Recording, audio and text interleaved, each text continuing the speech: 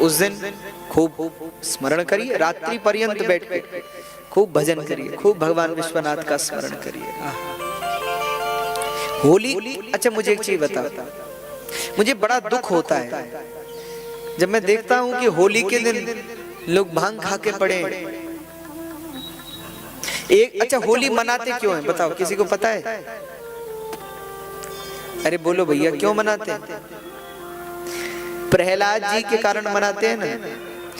हिरण्यकशिपु प्रहलाद जी को जला के मारना चाहता था, होलिका की गोद में बिठा दिया था, लेकिन भगवान ने क्या कृपा की बताओ? होलिका जल गई और प्रहलाद जी बच गए। तब होलिका के जलने के बाद जब प्रहलाद जी अग्नि से बाहर आ गए तो वहां जो भस्म पड़ी थी उसे ही बालक एक दूसरे में डालने लगे, तो उसे ही हम होली के रूप में मनाते हैं। अब एक बात और समझिए, होली जो है वो समर्पण का प्रतीक है, होली जो है वो विश्वास का प्रतीक है।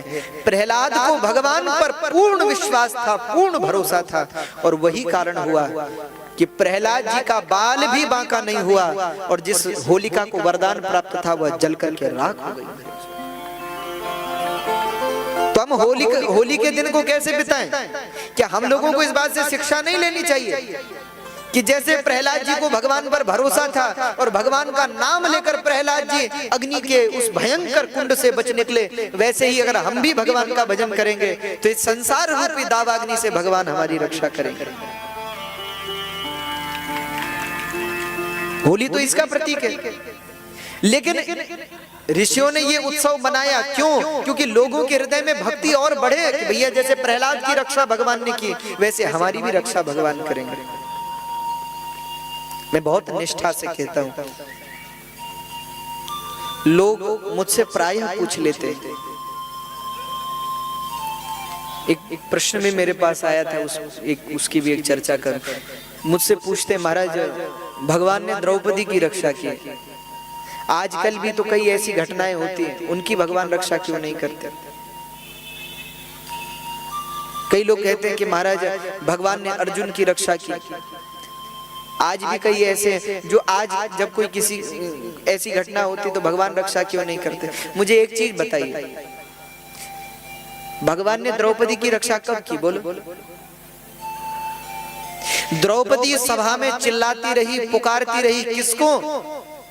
उसने अपने 5 पतियों को याद किया, और कथा है महाभारत में भगवान उस समय भोजन कर रहे थे जब द्रौपदी भगवान को पुकारती, और भगवान ऐसे बैठे हैं भोजन करने को और भोजन नहीं कर रहे हैं, बार बार उठते हैं, दरवाजे तक जाते हैं और वापस आते हैं, बैठ जाते हैं, फिर उठते हैं, फिर दरवाजे तक जाते हैं, फिर वापस आते हैं, फिर उठते हैं, फिर दरवाजे तक जाते हैं, फिर वापस आते हैं। तब सत्यभामा ने भगवान से पूछा कि प्रभु आप बार बार द्वार तक जाते हैं, लौट आते हैं, क्यों? भगवान ने कहा आज मेरी भक्त द्रौपदी बड़ी पीड़ा में है, आज महाभारत, आज हस्तिनापुर की राजसभा में उसका वस्त्र हरण करने का प्रयास किया जा रहा है, हे देवी मुझसे ये दृश्य देखा नहीं जाता। तब सत्यभामा जी ने कहा कि फिर आपको जब पता है तो आप जाते क्यों नहीं, आप रुके क्यों हैं? भगवान ने कहा मैं इसलिए रुका हूं क्योंकि वो सबको बुला रही है, मुझे नहीं बुला रही है। वो अपने 5 पतियों को बुला रही है, भीष्म के पास जाती है, द्रोणाचार्य के पास जाती है, कृपाचार्य के पास जाती है, यहाँ तक कि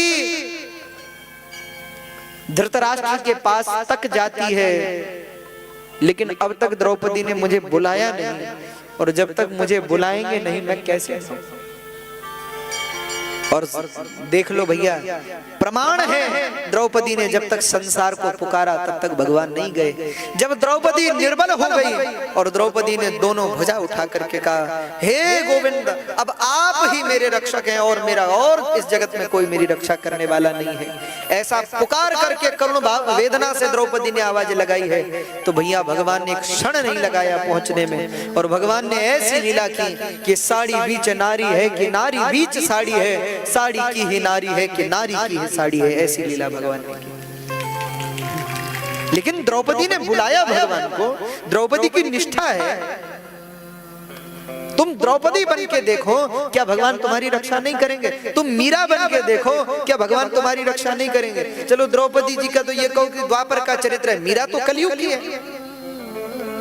उनको भी विष दिया गया पीने को, लेकिन मीरा को गिरधर पर भरोसा था तो विष भी मीरा के लिए अमृत हो गया।